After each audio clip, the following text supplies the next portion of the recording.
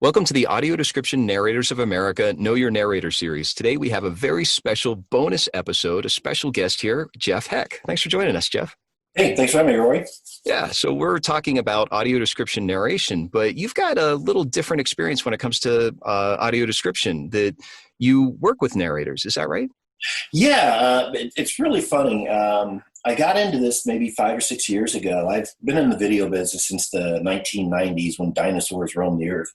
And I've done a lot of educational job training videos, ex-offenders, things like that. So I've written hundreds and hundreds of scripts. And about 5, 6 years ago, I was approached by a friend. Well, going back just a step, I always try and hire local actors here in Indiana, where I'm based. And every so often they'll say, oh, well, my company does this, and I'm sure once we need video, I'll come knocking on your door. Well, it never happens. Well, this time it did. A friend went to work for an organization that they needed 1,400 educational videos audio described. And I wasn't real familiar with the process or anything, so it was a quick education. Long story short, we would get bunches of videos, maybe 100, 200 at a time, work on the scripts, writing the scripts up. It was a learning process for me to learn how to do it as well, because I'd never written an audio description script before, but working with this organization, I can't mention them by name because, to be honest, I'm not sure what they're calling themselves now. They've gone through a tussle at the top, so we'll see where it goes. But anyway, I was contracted into, my end was to help write. They would also then send me the videos. These videos could be anywhere from 2 minutes in length to an hour and a half Shakespeare production. It just depended what was up there. And I also was in charge of hiring the voiceover talent. So, I have some local narrators that I used. There was a female here that was a news anchor, and I contacted her, explained the situation. And then I heard a guy on the History Channel, believe it or not. He was on a program, and his voice was just unbelievable. It just really, I contacted him out of the blue. He's like, who are you and what is this? And, I'm like, well, it's video for the blind, sort of. And so he didn't really get it, but man, once he saw what we were doing, he was on board. So we were doing, 50 or 60 of these a week. And a lot of these were, there's two types of AD, the inline where there's no pausing, or extended where there is. A lot of these were extended audio description jobs. We'd have a math equation where it may be a 2-minute video that we're getting in, but by the time we were done, because we had to keep reading the equation on screen over and over, it'd be a 7, 10, 12-minute video. And so you just never knew what you're going to get. But that was my introduction into it. We ended up doing, I want to say, about 3,000 titles over the 2-year period. We were cranking on them. But the cool thing is, it's a great service. I'm glad I got into it. It's just something that is unbelievable. The job that is done for these folks, it's great. Can you talk a little more about the inline and extended? Obviously, the extended gives a lot more freedom as a writer to literally with educational videos you have to. But yeah, it really does. Yeah, the inline is, we do have a client. I have a client I work with, and most of your motion pictures and television, the stuff that you're really into, are all inline where there's no pausing. So you're trying to fit, 8,000 words into a 12-second spot. So you've got to get real creative. But with the extended, it allows us to pause the video and put everything in there. You don't want to make the pauses forever. But like I said, some of these things were math equations. And 7 minus left parentheses, X plus Y, right parentheses, divided by left parentheses. You have to list everything out. And some of these equations were 7, 8 lines long. And they'd make a change on the next screen. You had to go all the way through it rather than saying, okay, this change, you read the whole equation again. Everything we write is final approved by the customer. We can write it this way, but if you're like, we really need you to say the whole equation again, we're going to follow their lead and do that. So everything that we make gets a final approval by the client. Once that pause point's in, when we're writing the script, we would write the time code in, and we're going to pause it here, and we'd write the block of text in, then we're going to pick back up, go for maybe a minute, then write in another time code, pause. And so they could see, I would get the file, once the script is approved, it's sent via Dropbox or however it is to the voiceover artist. They send us back the audio file.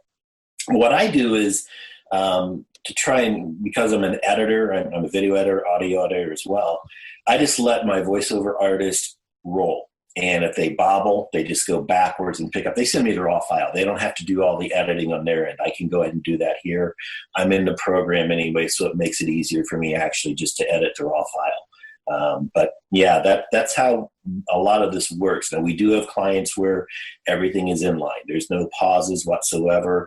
And we have a park that we do work for, and there's certain words and phrases we can't use. Like they may call a meadow something different, or they may make sure that this plant is what we're saying, make sure that this bird is this kind of bird and the bear is this kind of bear. It sounds like a lot of care that they have for the scripts that you're writing. How does that work with the narrators? For example, you gave the example of a news anchor. When you choose your narrators, what are you looking for? And does it really matter? Yeah, it does. You've got to have the voice. And one thing I've learned is that there's not a lot of inflection here. And I learned that one of the organizations we worked with had a branch office in northern Indiana. And I went up there and I listened to, there was a guy, I forget what it was he was listening to, but he was playing it at 10 times normal speed. To me, it was just like, but he could pick up everything, which was amazing to me. And as we were doing these math equations too, I mean, I'm seeing it, I'm writing it, and I'm still not getting it. And these folks are, they can't see it. They're listening to it. So the importance of it is the voice has to be pleasant, but not necessarily, as you know, in doing it, they don't want a lot of inflection. So you're looking for that pleasant, nice voice. It's not going to lull you to sleep or anything, but it's just a nice, smooth delivery. And that's what I really look for is just a pleasant voice. Somebody that's not over the top, not yelling, not too loud, and you're too quiet. Just there's a mix. You know it when you hear it. I know it sounds odd, but you know it when you hear it. Gotcha. Wow. Yeah. So that pleasant, smooth voice, this is the first time I've ever heard someone bring up about the speed that I guess, especially within the extended audio description, that you can speed it up, like the voiceover app on the iOS, that you adjust the speed, and that if someone's talking like this, then when that goes really fast, it just jumbles together. Is that what? Yeah. Yeah. And I think, I know that some places use computerized voices, and I always wondered, why do you want that computerized voice? And I understand it. I really do understand it to a point, because there's a cadence that some folks pick up with, that they run with. They like a certain cadence. So that was interesting too. Like I said, when the guy was playing, I said, "What are you listening to?" He's like, "Well, you're not going to be able to understand it." He was right. I mean, it was crazy how fast it was going. So again, that voice, if it's kind of a level, smooth, they can speed it up or slow it down, whatever they need to do. So yeah, the voice is very important, very important. Very good. When it comes to, and you specifically work in educational audio description, have you had experiences outside of, can you talk a little more about maybe the parks work that you've done and how that's? Yeah, we do a lot for Yosemite National Park. I've never been there, but I feel like I have. We did, I want to say we've done probably 400 titles for them over the years. And the cool thing is, they are now making their new titles, understanding that, okay, the feedback from the visitors and from the online folks has been, this is fantastic. This is wonderful. This is great. I feel like I'm there. That really makes you feel good. But they're now starting to create their normal videos and building in little pause points saying, hey, okay, we know there's got to be AD here, so we're going to give you some breathing room, which is really cool to hear them say. This has made their writers and their producers and their filmmakers say, okay, we need to take a step back. Exactly. We need to take a step back and think about how we're going to create this so we can have some room so we can describe it. It sounds like audio description. Yeah. And it sounds like audio description isn't an add-on, that collaboration is now happening, not in sync, but it's the work that you've done is giving them feedback, and the work that they're doing is giving you, it's really neat to hear that. It really is. I mean, the great, I think that's the best compliment we got was, we're doing a really good job with it. Now, and they're saying we're thinking ahead. We're taking you guys into consideration because this is a very vital service. And that's the cool thing is, I'm going to go back, and this may or may not apply. You can use it. When I first started in business, I was doing some work with a local large pharmaceutical company here in Indiana. And I mean, they're a worldwide organization. We were doing in-house like meetings and just, they did some like goofy stuff to present training methods in a fun way. Excuse me. We did like a survivor takeoff, and we did some Back to the Future stuff and whatnot. Well, they had an open house for vendors one day, and it was out in the parking lot. We're sitting there, and we set up our, my company name is Narrator Productions, video and whatnot. So my wife was helping me, and a lady came up who was hearing impaired, and she asked us why we weren't doing CC. I mean, literally, this was like my second week of doing work with them. I didn't know they told us CC was not something they needed, but I got the importance of it because they were left out. They could not see the training film and understand what was, they couldn't hear. So I go back to that of how important it was to her, even what seems like small beans or small potatoes to us. Like, it's only a 2-minute training video, or it's a goofy little thing that, it's in-house joke. You're leaving out a certain audience. And that, I still go back to that. That was so powerful to me that, wow, there is an audience out there, and there's more than just, the can't hear audience or the deaf audience, the visual audience too.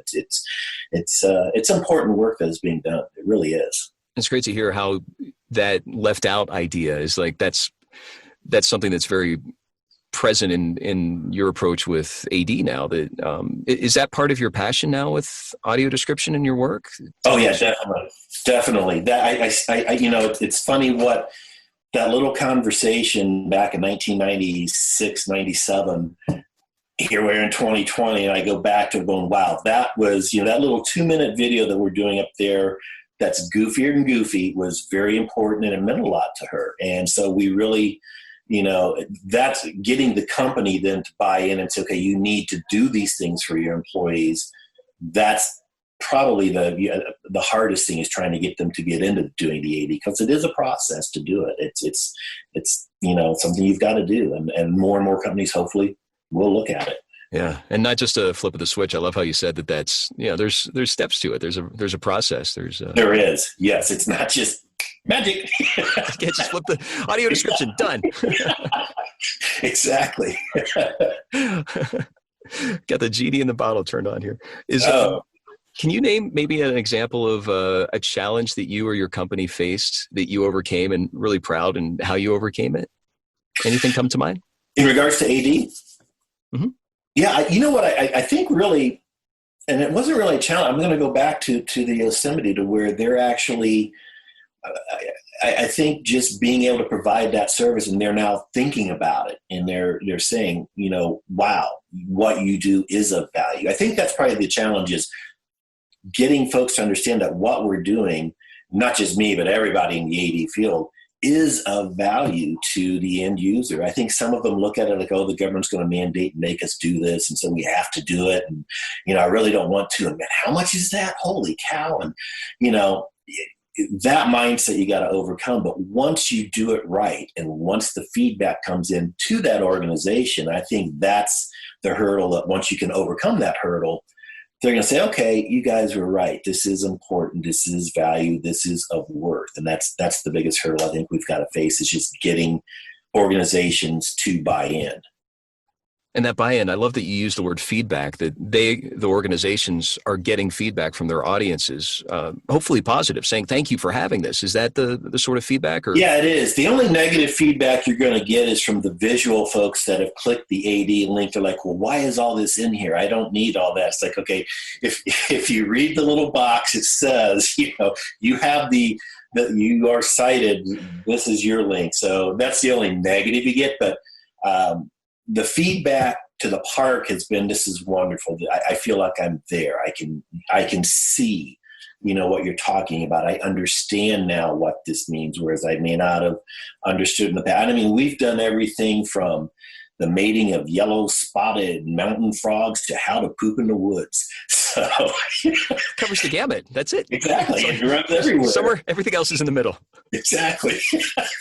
But it's been a lot of fun, and it is getting the visual. Like there's one video we did for them about all the different birds at Yosemite. So we're able to really, there was no audio track other than the birds singing and the imagery. And I mean, it gave us a nice long while to describe in detail what this bird looked like, what it was sitting on. It's just, some are in trees, some are in the water, some are diving into the water. It was really cool. And that is the thing, that when you can get, that feedback from that client or that end user, that you just see it on YouTube and it's not even directed to you. It's just, hey, this is fantastic. This is wonderful. Thank you so much. That's the payoff right there. Wow. Yeah. Yeah. And that payoff that you're talking about also keeps the value at that certain level, that high level of. Yes. Yes, definitely. Where do you see audio description going? Where would you like it to go? I'd like it to grow, and I think it will. I really like it. Like some of the content providers, Netflix is doing a lot. I know Hulu's getting into it a lot. Amazon's getting into it. Live theater. It is becoming. I'd really like to see it to continue to grow. Like myself, I need to also grow. I need to get better. I need to improve my writing skills, my training. It's like any other job. If you really want to stay good at it, you need to continually improve your skill set.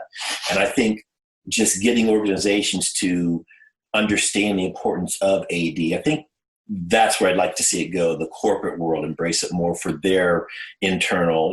There's a lot with COVID-19. We have daily updates here in Indiana. I'm sure other states do, but every time you see one that's broadcast, you have the interpreter doing the sign language on the side, putting in an AD track. How can that happen? I'd love to see that happen.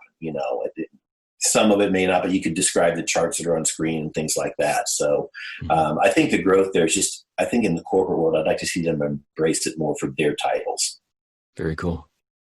How can people follow you, either on social media or your company or you yourself? Oh, holy cow. Can you give me a second here? Let me find out what my... Give you a little pause here. So it looks like it's just right off the cuff. Yeah. My, let's see. Okay. My website is www.najorpro, that's N as in Nancy, AJORPRO.com.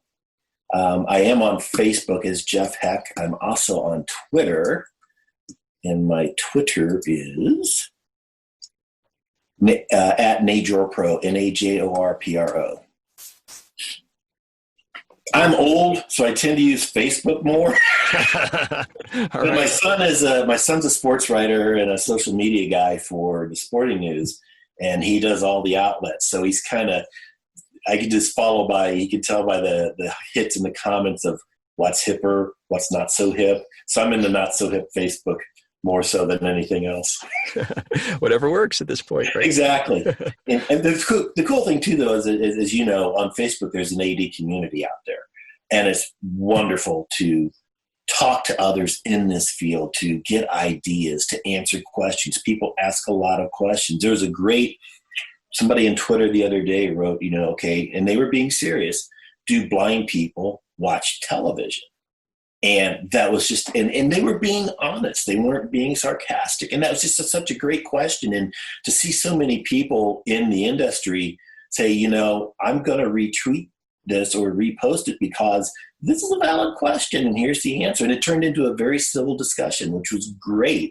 It was like, yes, it was just wonderful to see that. And I think that's kind of weird because when I tell people what I do, it's video for the blind, for lack of a better term. You get that look, and then once you explain it, it's like, oh, never thought of it that way. And that's the cool thing. If we can change attitudes, like, blind people can watch, and they do watch. I think the coolest thing, there was something too that was posted there not too long ago that I forget the name of the movie. It was a shark movie. And the shark was attacking somebody. And the father said, my wife and I are not blind, but our son can't see. We were closing our eyes because we were terrified. He was plugging his ears to hold off the AD. So, in a good way, that's like, man, that's beautiful. That's wonderful. Yeah. That's great. That's the job right there. Yeah. Oh, what a great example. Yeah. Is there anything else you'd like to share? Not kind of think. I just, I really, this field is fun. It's a good field to be in. It's a worthwhile field. It makes you feel good at the end of the day. It's a great community. It's opened my eyes to a lot of what is important. Like I said, going back to the mid 90s, what some of us think aren't important is very important to everybody else. So you just got to take that mindset of everything matters. Even the little 2-minute silly corporate video that's training matters. They may, you never know who's going to get something out of it.